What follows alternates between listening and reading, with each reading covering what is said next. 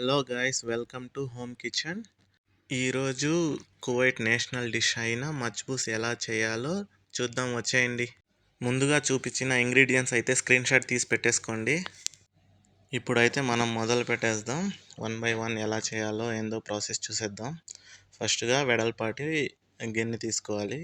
గిన్నె అంటే దబర్ లాంటిది తీసేసుకొని అందులో చికెన్ యాడ్ చేసేసుకోవాలి.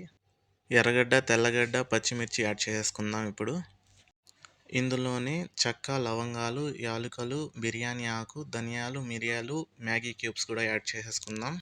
ఇందులోనే కొన్ని మసాలాలు అయితే యాడ్ చేసేసుకుందాం. చికెన్ మసాలా, గరం మసాలా, మిరియాల పొడి, పసుపు కలిపి యాడ్ చేసుకుందాం.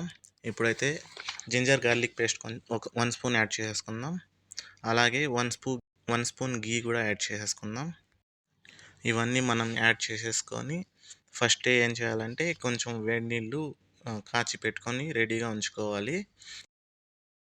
ఇక్కడ నేను నీళ్ళు అయితే ఏం కొలతగా తీసుకోలేదు. మీరైతే తెలియని వాళ్ళైతే కొంచెం నీళ్లు చూసి వేసుకోండి. 1 కిలో బియ్యానికి 2 లీటర్స్ నీళ్ళు అయితే వేసుకోండి. మరగబెట్టిన నీళ్ళు మనం చికెన్లో వేసేసుకుందాం. ఇలా మనం నీళ్లు వేసేసుకున్న తర్వాత సరిపడా ఉప్పు చూసి వేసేసుకొని ఇప్పుడు మనం దీన్ని డైరెక్ట్గా తీసుకువెళ్ళి స్టవ్ మీద అయితే పెట్టేద్దాం. ఫుల్ ఫ్లేమ్ మీద చికెన్ అయితే బాగా ఉడికించుకుందాం. చికెన్ అయితే మనకు 80% వరకు బాగా ఉడకాలి.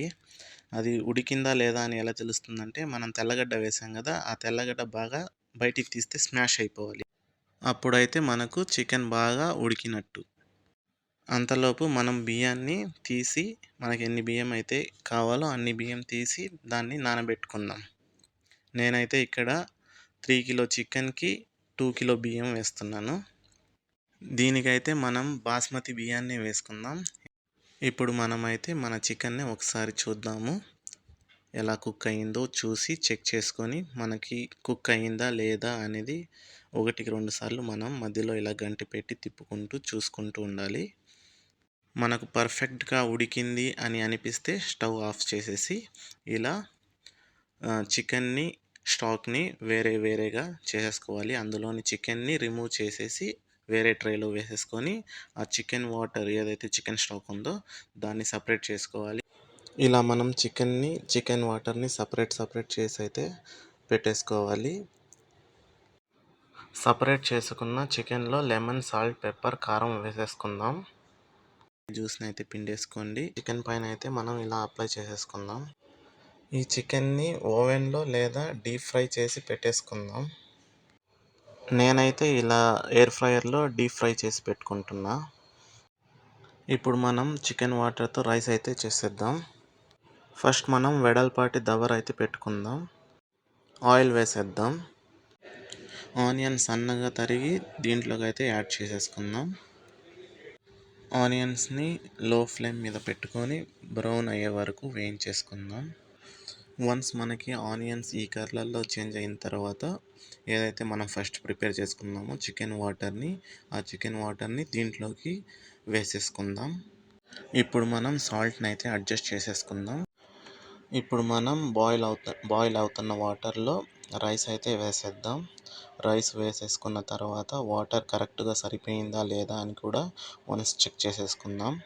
అది ఎలా తెలుస్తుందంటే మనం రైస్ అంతా వేసేసుకున్నాక ఏదైతే గరిటె అయితే పెడతామో దానికి 1 సెంటీమీటర్ పైకి వచ్చే విధంగా అయితే నీళ్లు పోసుకోండి. అప్పుడైతే మీకు రైస్ ఫ్లఫీగా వచ్చేస్తాయి. వన్స్ మనకి నీళ్ళని ఇలా ఈ విధంగా అయితే ఇంకిపోవాలన్నమాట. ఇలా ఇంకిపోయిన తర్వాత మనం ఇక్కడ ఎల్లో ఫుడ్ కలర్ని కూడా కొంచెం యాడ్ చేసుకుందాం.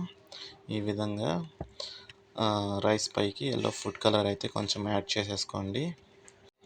ఇప్పుడు మనం డీప్ ఫ్రై చేసి పెట్టుకున్న చికెన్ని కూడా ఇక్కడ యాడ్ చేసేద్దాం. ఇప్పుడు మూత పెట్టి దమ్ అయితే పెట్టేసుకుందాం. ఈ విధంగా మనం దమ్ చేసుకోవాలి. ఇప్పుడు మనం ఒక పెద్ద ప్లేట్ తీసుకొని సర్వ్ అయితే చేసుకుందాము. చూసారా, రైస్ అయితే చాలా సూపర్గా పొడిగా ఫ్లఫీగా అయితే వచ్చింది. ఫ్రెండ్స్, మీరైతే ట్రై చేయండి, మీకు ఖచ్చితంగా అయితే నచ్చుతుంది.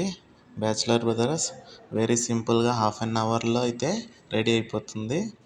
ట్రై చేసి ఎలా ఉందో ఒక కామెంట్ అయితే చేయండి. ఈ అరబిక్ డిషెస్లో నాకు నచ్చిన ఒక మంచి డిష్ ఇదైతే చాలా సూపర్గా అయితే ఉంటుంది. వెరీ లైట్ ఫుడ్, మసాలాలు తక్కువ, ఈజీ ప్రాసెస్. ఈ ప్రాసెస్లో కనుక మీరు చేసుకున్నట్టయితే సూపర్గా అయితే వస్తుంది. ఇలా మనం ఒక ప్లేట్లో సర్వ్ చేసుకొని అందులో కొంచెం టొమాటో సాసు, చిల్లీ ఫ్లేక్స్ కలుపుకొని తింటే ముద్దకి ఒక సాటిస్ఫాక్షన్ అయితే వస్తుంది. కడుపే కాదండోయ్, మనసు కూడా నిండిపోతుంది. మీరైతే లైక్ చేయండి, షేర్ చేయండి, కామెంట్ చేయండి, అలాగే సబ్స్క్రైబ్ కూడా చేసుకోండి. మరో కొత్త రెసిపీతో మళ్ళీ కలుద్దాం. సరే ఉంటా. Bye guys.